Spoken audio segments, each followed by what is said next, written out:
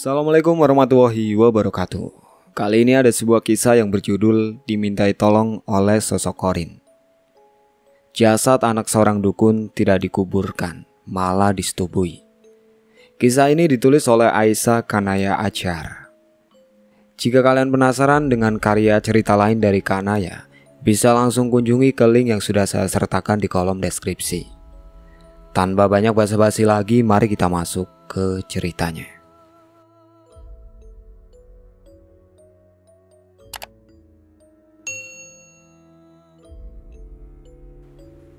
Sehabis pulang kampung, aku harus kembali ke kota Bogor. Dikarenakan habis masa cutiku, tinggal sehari saja pada saat itu. Waktu menunjukkan pukul 4 sore. Sesampainya di persimpangan jalan, aku melihat 3 orang dan salah satu dari ketiga orang itu, aku mengenal dirinya. Ternyata itu temanku dulu. Teman yang pernah kerja bareng sewaktu di pabrik sepatu. Walau gak begitu akrab, tapi aku mengenalnya. Dia salah satu temannya Agus. Pada akhirnya aku menghentikan kendaraanku di pinggir jalan. Kebetulan ada warung juga. Sekalian aku mau membeli minuman, pikirku. Tidak jauh dari tempatku berada, paling jauh 5 meteran, aku mendengar suara yang cukup membuat perhatian orang teralihkan kepada mereka yang lagi adu mulut. Aku terduduk di bangku kayu yang panjangnya 1,5 meter, duduk terdiam. Bukan bermaksud menguping, tapi emang kedengaran oleh indera pendengaranku. Yang aku tangkap dari ucapan mereka soal hati dan perasaan. Sebenarnya ada apa dengan ketiga orang itu? Ada 1 cewek dan 2 cowok di sana. Salah satunya yaitu tadi, teman yang pernah aku kenal. Dengan perlahan aku menghampiri mereka. Semakin ku dekati, semakin jelas apa yang mereka debatkan di sore itu. Udahlah, lebih baik kita putus. Aku gak mau hidup sama cowok kiri kayak kamu, celetuk si cewek. Yulia, kenapa kamu minta putus? Hanya gara-gara cowok brengsek macam dia? Timbal temanku tidak terima. Dan si cowok yang dekat sama si cewek itu pun berucap, siapa yang brengsek? Yang ada tuh lo. Yulia mau sama aku karena aku berduit. Ngerti lo? Mana mau Yulia sama cowok kiri macam lo? Bener gak sayang? Ujarnya santai. Aku yang mendengarnya ikut kesal dengan hinaan mereka terhadap temanku. Pada akhirnya aku deketin saja mereka dan mencoba memanggil nama temanku itu. Damar! Seketika Damar pun berbalik ke arahku dan terdiam. Kurasa dia sudah lupa padaku, pikirku. Seketika dia tersenyum dan berucap, Aisyah, apa benar? Ini kamu Aisyah Kanaya? Dan akhirnya aku pun tersenyum simpul. Dikira dia lupa padaku. Ternyata aku salah. Apa kabarnya Lama ya kita gak jumpa, sudah 3 tahun. Pangling aku tadi, makin imut aja kamu Oh, kamu sekarang kerja di mana? Aku gak habis pikir. Dia kan lagi ada masalah. Tapi aku seneng kalau dia sudah agak baikan, batinku. Dan si cewek yang bernama Yulia itu menyeletuk. Modal tampang aja yang cantik. Paling sama-sama keri. Ayo beb, kita pergi. Oke, kita putus. Aku juga gak sudi lihat muka kamu lagi, cewek matre. Timbal Damar menegaskan, saking kesalnya terhadap Yulia yang sekarang sudah menjadi mantan. Dan cowok yang bersama Yulia itu menimpali. Ingat, nama aku Abai. Yulia pasti akan bahagia bersama aku, ngerti loh? Jawaban yang sangat meyakinkan untuknya. Tapi untuk Damar tidak yakin Yulia akan bahagia dengannya, karena Damar sangat mengenal Yulia cewek seperti apa. Ada uang abangku sayang, tidak ada uang. Abang... Ya begitulah, buktinya saya, batin Damar. Sekilas ku membaca pikiran yang terlintas dari diri Damar, yang membuatku berpikir apa Damar sudah mencintainya lagi. Aku melihat sosok yang aku kenal, dia Rahayu. Lagi ngapain dia di situ? Aku melihat Ayu memutuskan kabel motor yang mau dipakai oleh pasangan barbar tersebut. Sampai terdengar kata, Lah, ini motor kok kumat kenapa ya? Gak tahu waktu saja. Kenapa sayang kok bisa mogok? Ucap Yuli. Entahlah say, kira-kira ada bengkel yang deket dari sini gak ya? Tanya Abai sembari melihat sekeliling, berharap menemukan apa yang dia cari. Ya ampun Bay, masa aku yang sudah cantik ini disuruh dorong motor sih? Duh, gak banget, ucapnya kesal. Aku melihat sosok Rahayu cengengesan. Kurasa dia begitu puas dengan apa yang sudah dia lakukan. Mungkin si Ayu mau ngasih pelajaran, mungkin saja. Sudah sore, balik yuk. Kamu bisa nyetir, pintaku kepada Damar. Bisa Ya udah, kamu yang bawa. Oke, tapi nggak apa nih, aku yang bawa. Emang kenapa? Tanyaku memastikan. Damar hanya membalas dengan senyum. Pada akhirnya kami pun bergegas berangkat, dikarenakan waktu menjelang sore. Dan Damar berucap kepada mereka yang masih mendorong motornya menuju bengkel. Semangat ya, jangan menyerah, sembari teriak puas. Mereka pun melongo dengan kelakuan Damar. Aku hanya bisa menggelengkan kepala sembari tersenyum. Sudut pandang Damar. Damar, molor terus, ayo bangun. Katanya kamu sudah janji sama emak mau bawa calon ke rumah. Lah kapan? Jam segini masih molor kerjaannya. Emak malu sama tetangga. Damar seketika mengerjapkan mata yang masih lengket dan berucap, Iya nanti juga dikenalin mah. Besok sore. Itu pun Damar gak janji, soalnya nomor telepon si Yulia selalu sibuk. Lah, emang nama calon kamu Yulia? Tanya ibunda Damar memastikan. Iya ma, Yulia Safitri namanya. Beneran ya? Awas kalau bohong, tuh tetangga mulutnya kayak cabai pedes. Udah amat sama ucapan tetangga. Timpalnya sembari beranjak bangkit dari tempat pembaringannya. Seketika terdengar suara yang meminta tolong dari arah luar rumah. Damar, coba kamu cek siapa yang meminta tolong. Yaelah, ganggu aja mak. Pada akhirnya Damar pun keluar dari rumah untuk melihat kegaduhan yang terjadi dan bergegas menghampiri kerumunan warga. Ada apa mang? Tanya Damar kepada salah satu warga. Itu Biminah, dia kesurupan lagi sehabis pulang dari kebun. Jawabnya cepat. Loh, kok bisa mang? Dan emak pun menghampiri sembari berteriak memanggil Damar. Damar, ada apa Mar? Sembari berjalan tertatih menghampiri anak cikalnya itu. Itu Bimina kesurupan katanya. Ya sudah banyak warga yang ngurusin. Kamu cepat berangkat kerja, udah siang nih. Iya mak, aku mandi dulu. Ingat ya, besok sore bawa calon mantu. Iya bawalah. Kesalnya karena emak yang selalu mengingatkannya. Keesokan harinya, di saat aku pulang dari tempat kerjaku, tak sengaja aku melihat wanita yang aku kenal. Apa benar dia Yulia? Tapi dengan siapa dia saat ini? Aku mencoba menghubungi Yulia untuk sekedar memastikan. Tapi seakan tak dihiraukan panggilan telepon dariku, pada akhirnya aku menghampiri dia saja. Dan ternyata dia selingkuh di belakangku. Pantesan tiap di bel gak diangkat. Oh ini alasannya. Damar, kau mengapa ada di sini? Ini maksudnya apa Yul? Seperti yang kamu lihat, mulai saat ini gak ada yang harus aku tutupi lagi. Aku ingin kita putus saja. Aku gak mau hidup bersama cowok kayak kamu yang gak jelas masa depannya. Singkat cerita, ada seseorang yang memanggil namaku dan aku berbalik. Aku agak pangling melihat dia. Pada akhirnya aku mengingatnya. Aisyah Kanaya Ajar. Wah, udah lama gak ketemu. Dia makin imut dan cantik saja.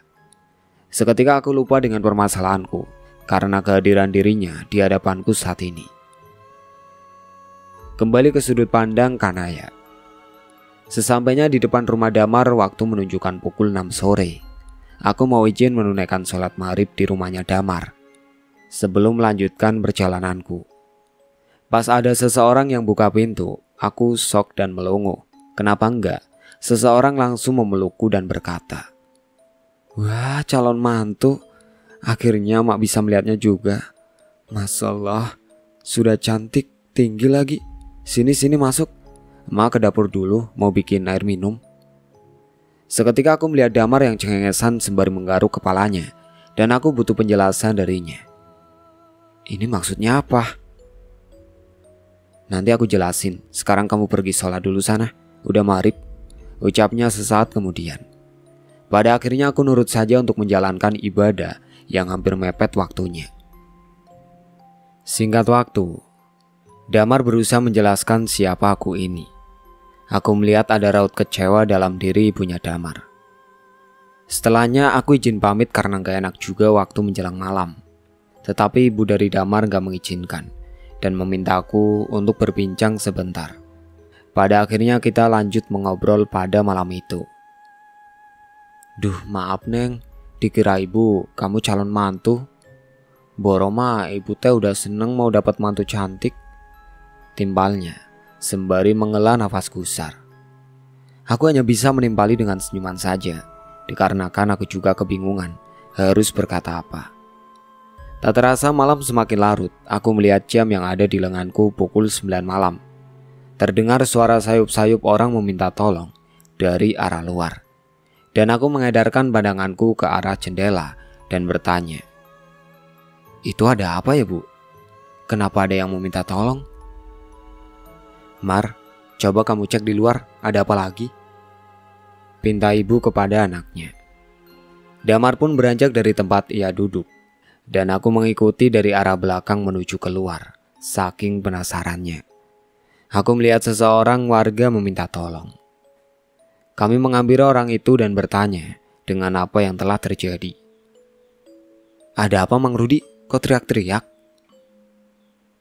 "Itu istri saya, tolongin Mar. Dia kesurupan lagi." "Bimina kesurupan lagi?" "Iya Mar, tolongin." Dan aku meminta kepada Damar. Kita pergi untuk melihatnya. Tapi kita kan gak bisa ngapa-ngapain. Lagian kita gak tahu harus berbuat apa. "Udah, kita lihat aja dulu, ayo." Pada akhirnya aku dan Damar pergi ke rumah Mang Rudi untuk mengecek kondisi Bimina. Setibanya aku di pelataran rumah Mang Rudi, aku terhenti seketika. "Kenapa Kok berhenti?" tanyanya kepada aku yang terhenti secara tiba-tiba. Aku menatap wajah yang kebingungan dengan ekspresiku, dan aku berucap, "Kita tunggu aja di sini," ucapku singkat. "Lah, kenapa? Bukankah kamu kepingin melihat Bimina?" "Sebentar lagi akan ada orang yang datang mengobati Bimina," kataku singkat. "Maksud kamu orang yang mana? Dan bagaimana kamu bisa tahu?" tanya Damar. Setelah Damar menyelesaikan perkataannya, Mang Rudi memasuki rumah bersama seorang pria parubaya yang berpakaian serba hitam, layaknya seorang dukun. Tapi dia tidak sendirian.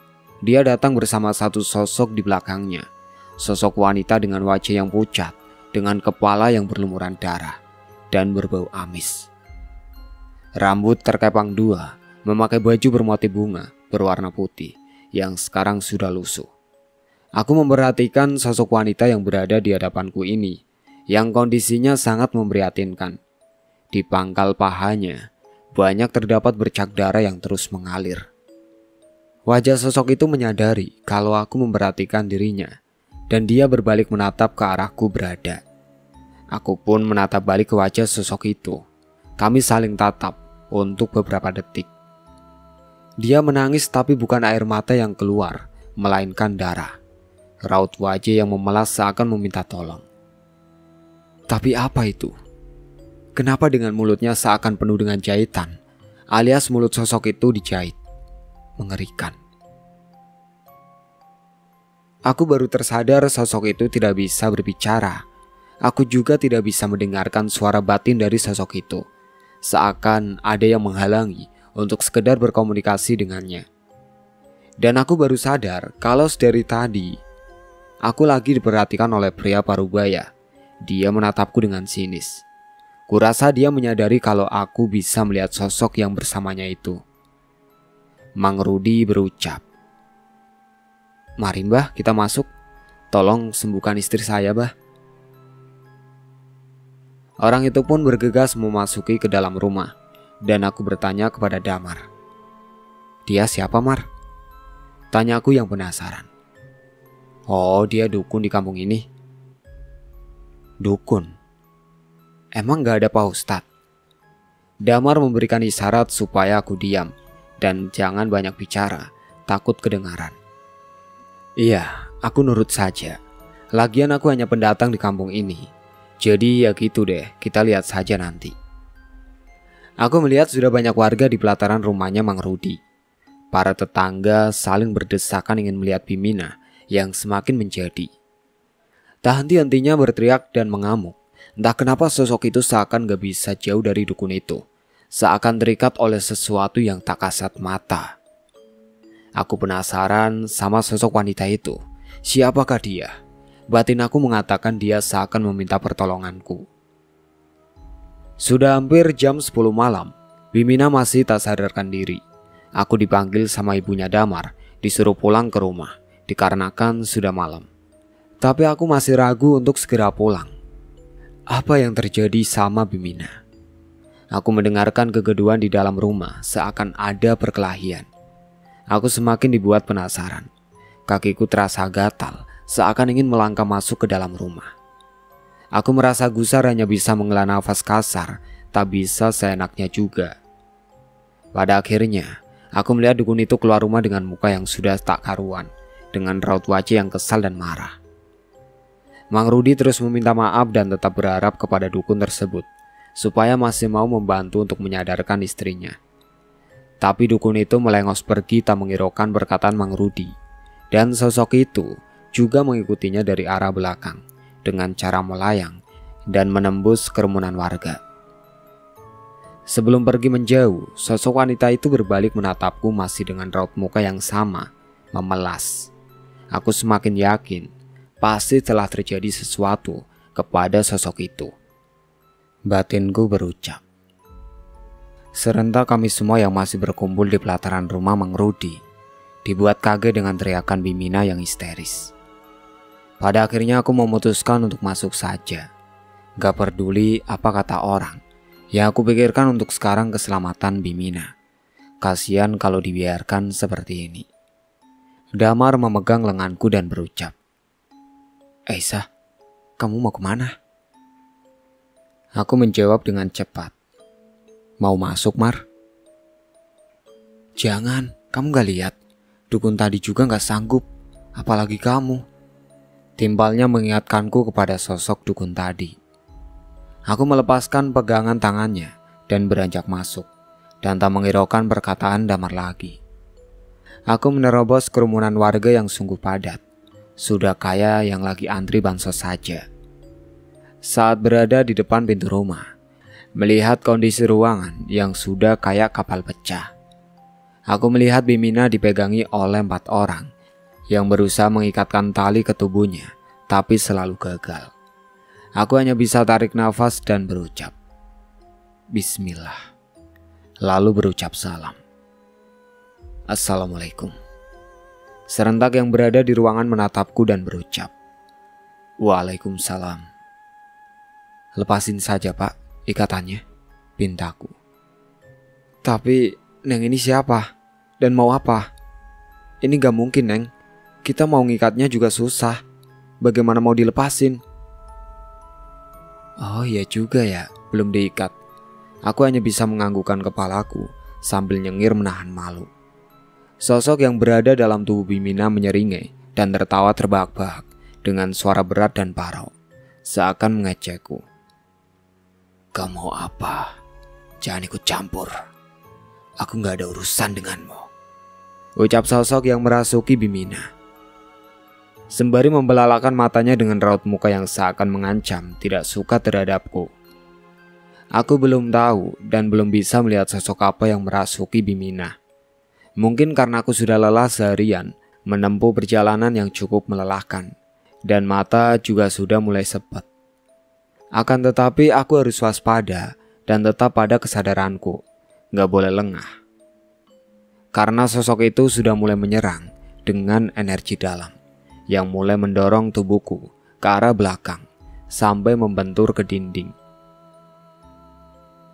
Walau serangan energi yang menyerangku tidaklah seberapa, tapi membuat nafasku terasa sesak dan sakit di bagian dada. Duh Gusti, lindungilah hamba-Mu ini. Aku hanya berharap pertolongan dari Sang Maha Pencipta.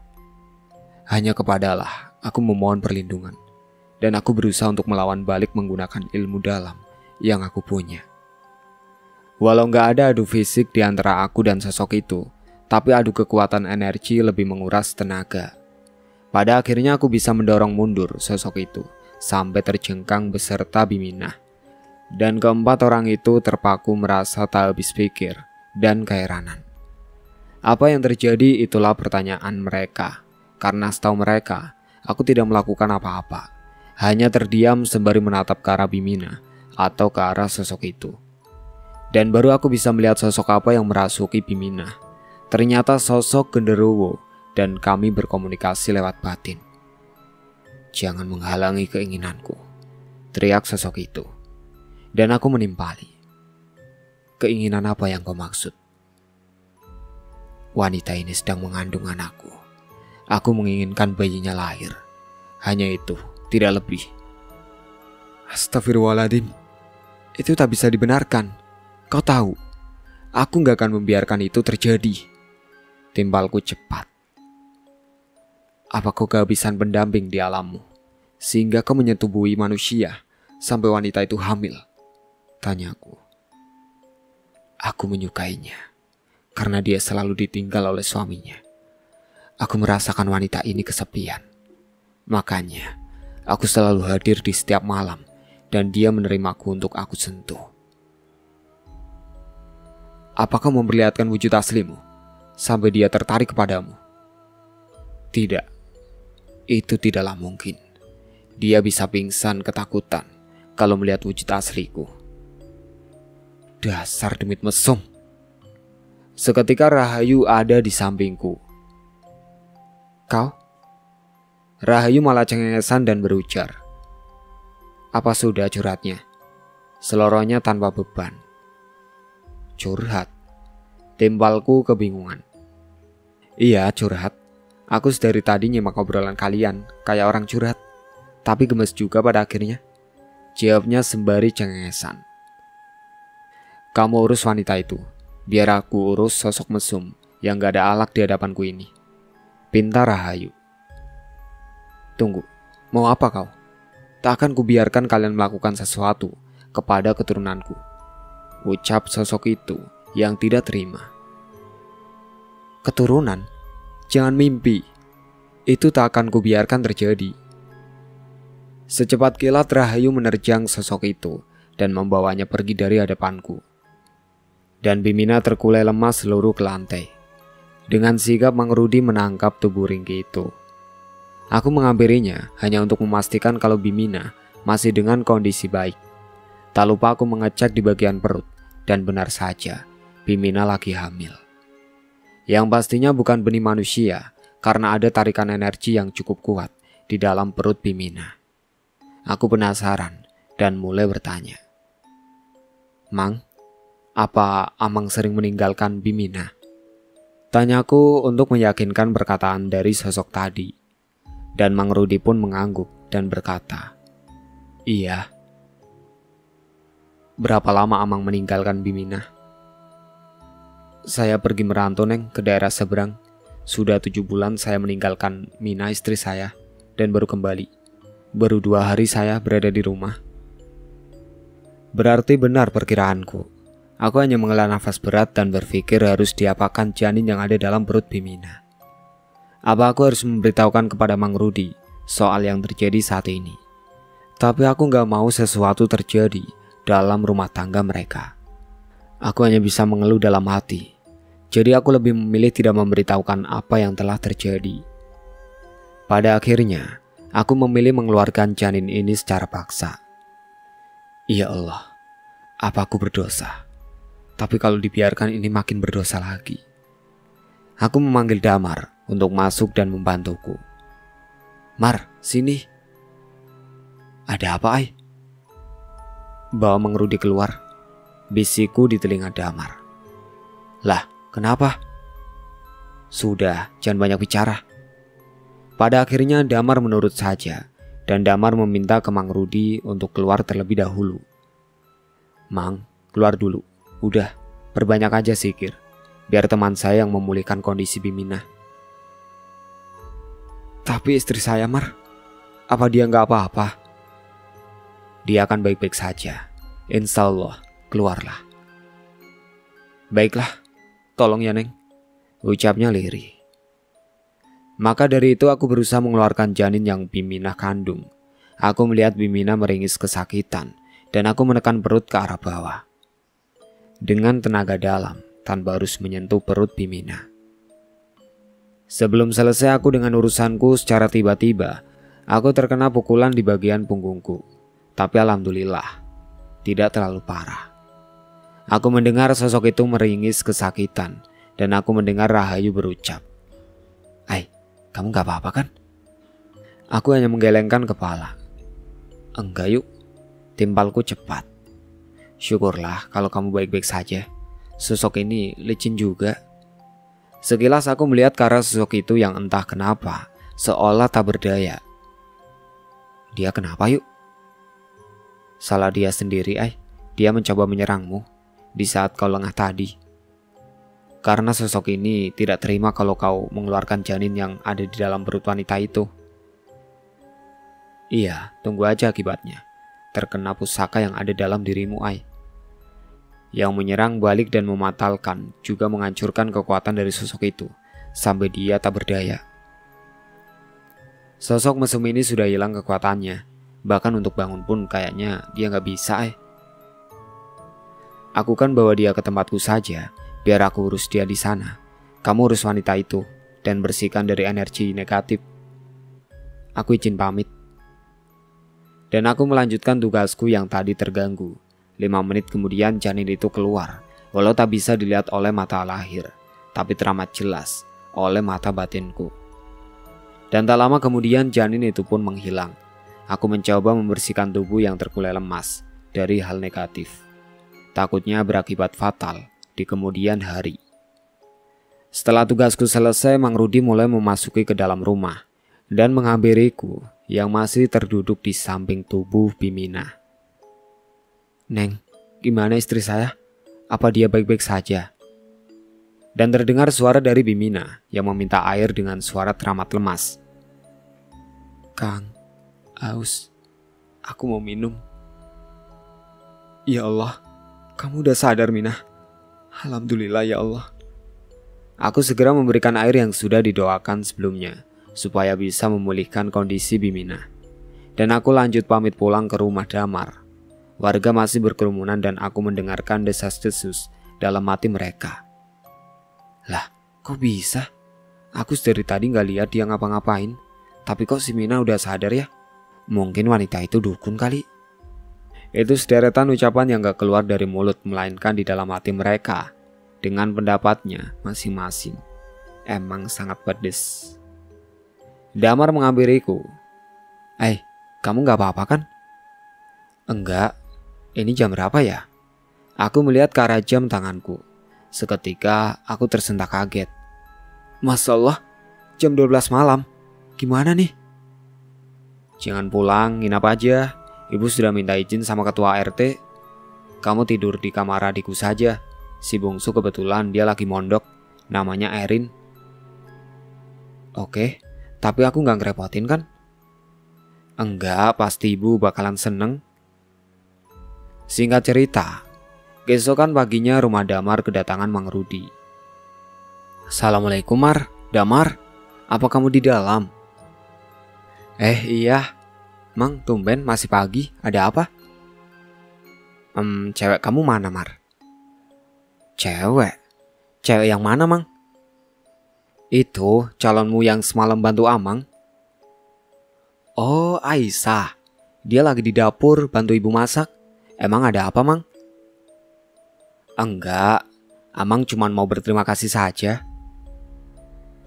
Oh, gimana Bimina, apa sudah baikan? Alhamdulillah Mar, sudah bisa diajak ngobrol. Dan aku pun menghampiri mereka. Gimana kabar Bimina Mang? Dan si Amang pun menjawab, sudah baikan, makasih ya Neng. Iya Mang, alhamdulillah. Allah mempertemukan kita. Mang, kalau aku boleh ngasih saran, tolong diperbaiki lagi ya ibadahnya. Oh iya Neng, makasih ya. Neng sudah mengingatkan. Emang bener kalau soal ibadah suka banyak bolongnya, apalagi kalau lagi banyak kerjaan. Dan aku hanya menimpali dengan senyuman. Amang pamit dulu. Iya Mang, silakan. Semalam emang apa yang terjadi? Bukan apa-apa. Oh iya Mar, apa boleh aku minta tolong? Soal apa? Soal dukun tadi malam yang ke rumahnya Mang Rudi. Emang ada urusan apa kamu Lebih baik jangan macem-macem deh. Ada sesuatu yang harus aku urus. Ya elah, gak di pabrik, gak di mana-mana. Kamu mah cuma ngurusin kayak gituan doang. Cepat-cepat punya pacar biar ngurusin pasangan lo. Mana ada yang mau sama orang aneh kayak aku? Apa boleh aku jujur Seketika aku menatap ke arah Damar dan berucap, gak boleh. Ya elah, belum juga ngomong. Udah tahu. Tahu soal apa Soal hati dan perasaanmu. Tahu dari mana? Udah ayo jalan. Jalan kemana? Ke rumah dukun itu. Masa jalan ke hatiku? Jalan ke hatimu aku mau tapi jalan ke rumah dukun itu ogah. Please bantu aku Damar. Asal kamu tahu, ada sosok yang meminta bantuanku. Sosok? Maksud kamu sosok apa? Semalam aku lihat sosok wanita. Entah itu Korin atau sejenis makhluk halus gitu. Tapi batinku ingin sekali menolongnya. Jadi karena itu kamu ingin ke rumah dukun itu, Nay? Emang dukun itu siapa sih namanya? Mbah Daeng.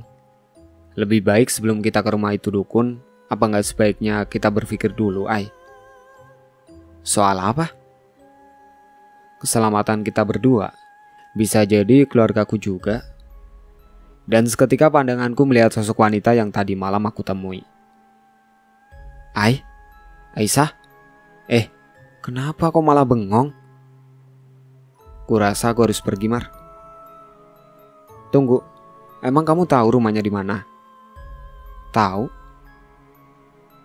Bagaimana kamu bisa tahu, Aisyah? Sedangkan kamu kesini baru kali ini. Aku akan mengikuti sosok itu. Sosok? Sosok siapa lagi, Mar, kamu bisa gak sih gak terlalu banyak nanya? Seketika aku pun meninggalkan Damar sendirian di perkebunan warga. Aku pergi mengikuti sosok wanita itu yang masih setia menungguku. Aku berjalan tak tentu arah, menerobos semak belukar. Dengan perlahan, aku sudah jauh dari perkebunan warga. Aku berbalik ke arah belakang dan bergumam.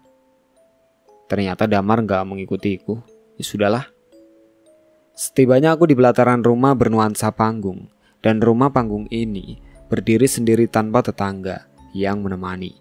Kiri kanan hampir dikelilingi pepohonan tinggi menjulang, dan rimbunnya semak belukar.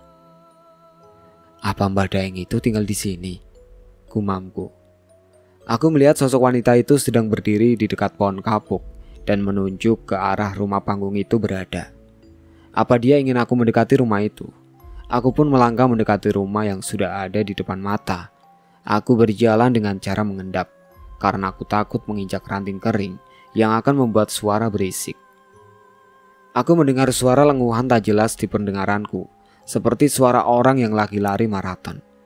Suara itu dibarengi dengan erangan dan nafas yang menderah. Ini dukun lagi ngapain sih? Aku jadi bingung. Sembari aku memikir, aku terkejut karena sosok wanita itu ada di hadapanku. Hampir aku teriak. Jantungku hampir loncat. Gila loh, ngagetin aku. Kalau ketahuan gimana? Dumelku kepada sosok yang tidak aku kenali ini. Tapi sosok itu hanya terdiam sendu menatapku. Dan sosok yang tidak aku ketahui namanya ini menunjuk ke arah bilik yang terdapat lubang pinggirnya. Apa sosok ini ingin aku mengintip? Wah, semprul, ngajarinnya gak bener. Tapi aku penasaran juga sih. Hehe. Intip ah. Ada apa di dalam? Dan suara apa itu tadi? Pikirku. Aku melangkah dengan hati-hati sampai pada tempat yang aku tuju. Aku mulai mengintip. Dan hal yang akan aku sesali seumur hidup karena telah mengintip. Aku hanya menarik nafas berat dan berucap, Astagfirullahaladzim. Ya Allah, ampunilah hambamu ini. Dan aku baru tersadar yang dukun itu tiduri bukankah wajahnya mirip sosok yang di hadapanku ini. Apa jangan-jangan dukun itu sedang meniduri seorang mayat dan sosok itu mengangguk. Biadab, berdebah, ini tak bisa dibiarkan. Aku merasa geram dengan kelakuan dukun cabul itu. Tanpa pikir panjang, aku langsung menerobos masuk ke dalam rumah. Dan dukun itu sangat kaget dengan kehadiranku yang secara tiba-tiba. Kurang ajar kau, berani-beraninya masuk tanpa permisi. Aku melihat dukun itu telanjang tanpa selai kain yang menutupi tubuh polosnya. Aku palingkan muka tapi agak sedikit mengintip, takut dia bertindak terhadapku dengan secara tiba-tiba. Iya, aku harus waspada juga. Ngintip tapi ke mukanya saja. Aku melihat dia memakai kembali sarungnya untuk menutupi sebagian tubuhnya. Dukun cabul, dasar iblis, gumamku. Dan dukun itu tertawa. Kenapa? Dia putriku. Aku bebas mau ngapa-ngapain terhadapnya. Seketika aku membulatkan mata, tanda tak percaya. Apa? Putrimu kau bilang? Ayah macam apa kau? Yang mengorbankan putrinya dan meniduri jasadnya. Kau tak pantas dipanggil ayah. Kau juga tak pantas dibilang manusia. Tapi kau lebih pantas dipanggil iblis. Iya aku iblis yang sudah bersekutu dengannya. Aku menumbalkan anakku demi sebuah perjanjian dan kekuatan ilmu hitam. Dan sebagai syarat pelengkap ritualku, aku juga harus meniduri jasad anakku. Dukun itu tertawa, seakan tak bersalah dan tak ada rasa menyesal. Bangsat, biadab. Kurasa kau masih perawan. Bagaimana kalau aku sedikit menikmati tubuhmu itu? Dukun itu menghampiriku yang masih berdiri tidak jauh darinya. Dan aku mundur dengan perlahan. Tapi seketika dukun itu terhenti, seakan ada yang menghentikan pergerakannya. Aku melihat kabut tipis di samping dukun itu. Lambat laun kabut tipis itu merubah perwujudannya menjadi Bayu Aji. Bayu, kau kenapa ada di sini? Bukankah kau lagi ada urusan? Biar aku yang bertindak. Akan kumusnahkan dukun sialan ini. Dan aku melihat Bayu sedang mencekik leher dukun itu. Jangan Bayu, kau tidak boleh melakukan hal yang dilarang di tempatmu. Tidak ada larangan untuk memusnahkan seorang dukun biadab. Dan aku berucap kembali. Bagaimanapun dia manusia, biarlah. Aku melaporkan saja dia ke kepolisian, biar pihak yang berwenang yang menghukumnya. Sebelum aku masuk tadi aku sudah merekam semua obrolan yang dukun itu katakan di HP-ku. Ini bisa dijadikan bukti dan jasad itu juga. Baiklah, kalau aku musnahkan ilmu hitamnya, apa boleh? Pintanya sembari menyeringai menatap tajam ke wajah dukun yang sekarang berada dalam genggamannya itu. Dan aku pun hanya terdiam. Aku melihat Bayu seakan sedang menarik sesuatu dari atas kepala dukun itu. Seketika asap hitam keluar dari bagian ubunnya dan dukun itu terkulai lemas. Setelah urusan dengan dukun itu selesai, aku pergi ke dalam kamar yang dipakai ritual sesat bersama jasad yang terbaring kaku. Aku berusaha menutupi badannya yang polos. Ya Allah, pantas saja sosok itu tak bisa berbicara. Orang mulutnya dijahit. Apa mau aku bantu? Bantu apa, Bay? Membebaskan perjanjian yang dukun itu buat. Bagaimana caranya? Aku akan pergi ke tempat makhluk yang membuat perjanjian. sama dukun itu. Baiklah, aku minta tolong ya, Bay. Dan Bayu pun menghilang dengan sekejap mata. Aku mendengar suara riuk pikuk warga di pelataran rumah panggung ini. Kok ada banyak warga? Seketika Damar nongol di balik pintu. Aisyah, apa kamu baik-baik saja? Damar, bagaimana kau ada di sini? Aku khawatir kepadamu, Ai. Aku tadi gak ngikutin kamu. Aku pergi cari bantuan supaya bisa nyusulin kamu. Dan apa ini, Ai? Apa kamu mengenal jasad ini, Mar? Bukankah ini... Sebelum Damar meneruskan ucapannya, warga pada masuk ke dalam rumah. Apa yang terjadi pada Mbah Daeng? Apa ini jasad? Ini bukankah Sumirah? Iya benar Pak RT. Itu Sumirah, anak Mbah Daeng. Kenapa dengan dia? Sudah 3 bulan kami para warga gak melihat Sumirah lagi. Dan Damar menimpali. Sumirah telah mati. Aku memegang tangan Damar supaya tidak melanjutkan perkataannya. Aku meminta kepada Pak RT supaya menghubungi kepolisian saja. Aku meminta kepada Damar supaya mengamankan Mbah Daeng, supaya warga nggak main hakim sendiri. Singkat cerita, setelah dukun itu dibawa ke kantor polisi, kami dan para warga saling gotong royong untuk menguburkan jenazah Sumirah, menguburkan dengan layak dan mengadakan tahlilan bersama. Aisyah, aku heran dengan jenazah. Kalau benar dia sudah meninggal dalam 3 bulan, tapi kenapa mayatnya tidak membusuk? Malah aku lihat kayak yang baru meninggal. Ya mungkin dukun itu memakai sesuatu kali supaya jasadnya tidak membusuk. Di sore itu setelah semuanya selesai, aku izin pamit dan Ibu Damar memelukku dengan erat dan berucap, "Jangan kapok, Ibu tunggu kamu kembali ya, Neng." Iya Bu, insya Allah. Aisyah pasti main lagi ke sini. Di perjalanan pulang, aku yang masih dengan kondisi menyetir, tak sengaja melihat sosok korinnya Sumirah. Penampilan dia sudah lebih baik, walau dengan wajah pucat. Dan dia berucap, "Terima kasih Aisyah." Aku tersenyum dan bergumam, "Akhirnya, aku bisa mendengar suaramu. Semoga kau tenang di alam sana. Doaku selalu bersamamu Sumirah." Singkat cerita, dan aku mendengar kabar dari Damar setelah beberapa hari dari kejadian itu. Katanya sudah ada keputusan dari hakim telah menyatakan bahwa yang bernama Mbah Daeng dinyatakan bersalah dan dikenai hukuman seumur hidup. Dan kisah ini pun selesai. Semoga kita bisa mengambil sisi baiknya saja. Itulah akhir kisah yang berjudul Diminta Tolong oleh Sosok Korin. Sekian dari saya. Assalamualaikum warahmatullahi wabarakatuh.